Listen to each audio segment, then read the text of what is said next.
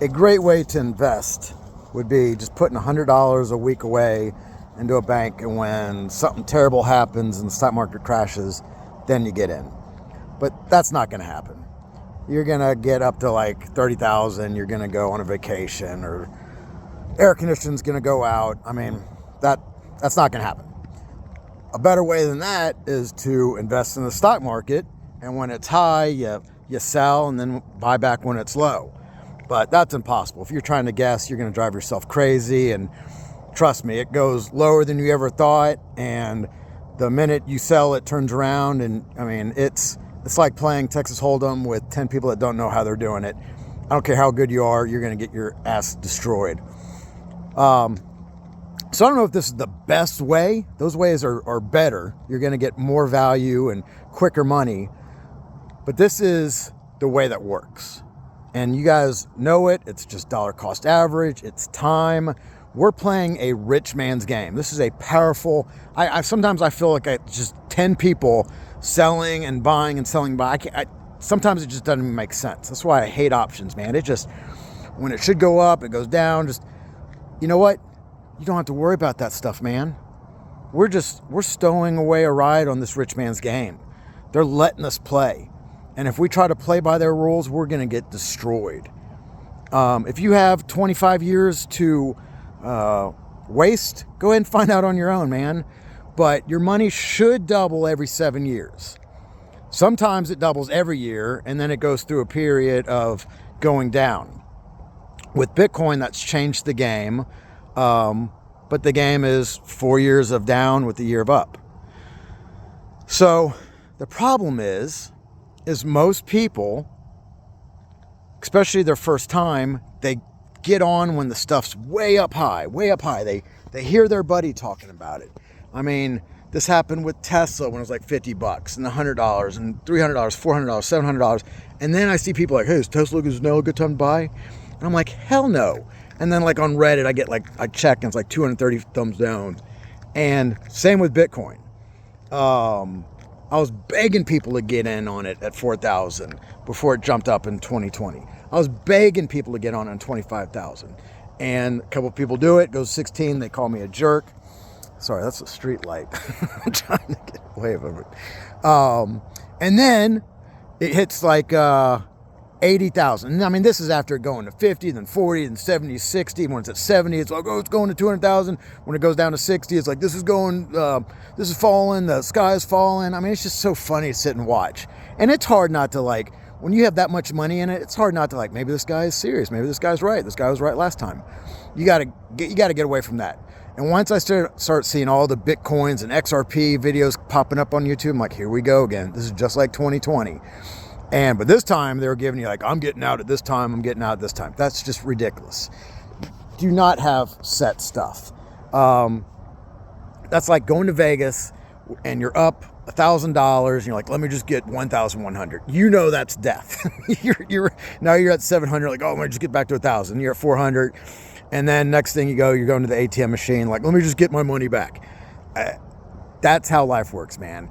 And a lot of that, it's not luck, it's not anything like that. It's just the mental, man. It's the mental. That's why, again, hands down, the best way is just patience, time, just putting it in the market. And you got to do it when it's low. You got to do it when it's hurting. Like when I was buying that Bitcoin at 25K, I was buying $50 a day. Same with Ethereum. And Ethereum really hasn't done anything. But there's times it went up to 5,000 and Bitcoin was so easy to buy because it was so cheap. Bitcoin, I was buying $50 a day and it wasn't putting a dent in it, you know. But over 4 years, still wasn't even one whole Bitcoin over those 4 years. But I just remember at 25K and it dropped to 20K. I'm like, oh, that's not right. You know, thought 25K was the bottom, went to 16K. And, you know, half of me is like, this is great. I'm buying it at 16K. That's good. That is good. But the other half of me is like, oh my God, how low is this going to go? Like, why was I so stupid buying at 25K? Why wasn't I just doing $10 at 25K, waiting for this to happen and do $100 a day? You can't do that, man. You'll drive yourself crazy. And then it was at 16K for like a day. And then 18K for like 3 days. And then it went up back to like 27. I was like, why didn't I buy more? I mean, you'll drive yourself crazy. I teach this stuff. I live by this stuff. I preach this stuff. and I still fall victim of it. We need to stick together. We are trying to master weakness. And I've done this for 25 years, and I'm not a master at it yet. But I half the time I make these videos for myself because I watch them too, man. Because it's important that we stick together during war, during the battle, when we're losing. Because I go check these sites, and I mean, it's just, when it's going up, everyone's ridiculous saying it's going to the moon, which is ridiculous. When it's going down, all the haters come out saying it's going to zero, which is no good. And if you follow that philosophy, you're going to drive yourself crazy because you're setting goals that you can't meet. You're setting yourself for failure. So when this stuff starts going up and Bitcoin's 500,000, I'm not going to make the videos. That's not my game. I might make one like told you so next time, learn, but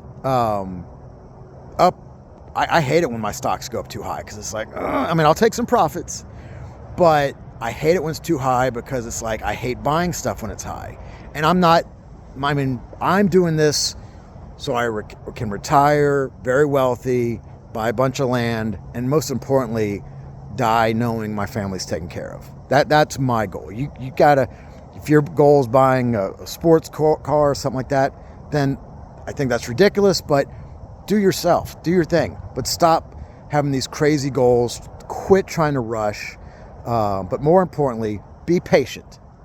Buy when it's hard, buy when it's down, buy when it sucks. Going back to that 25K, it was hard, man. It was boring, like 4 fucking years. And then it drops, and then it gets to 50,000, and then people are like, should I get in? I'm like, now? Why wait now? And then it goes to 40,000, and they think the world's falling. I'm like, well, yeah, that's why you don't buy on tops, man. And they probably screwed that up and sold there and feeling double dumb when it hit 108,000, 110,000. And that's when other people are like, now's a good time to buy. Don't be those people, man.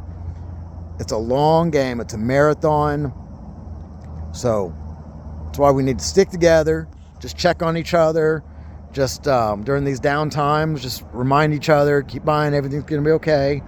And it is. Everything's going to be okay. And those down days, those bad days, that's where people like us make the money. We have to have those days. We got to get into I'm already there. When it's a down day or down year, I'm happier because I know what's going to come. I've gone through so many of these that I'm confident now. And I always say, if it doesn't come back up or it goes down to zero, we're sitting outside with our shotguns watching nukes come in anyway. So that's not even a fear. But it's also why I'm spread out with Amazon and Tesla and Bitcoin and XRP and several other things, just because some go up, some go down. But that's all changed about 10 years ago too, where I have like 50 different things and the lines all look the same every day. That's got to be algorithms, computers, or those 10 rich guys that are just doing everything. Anyways, stick together. Have a good one, man.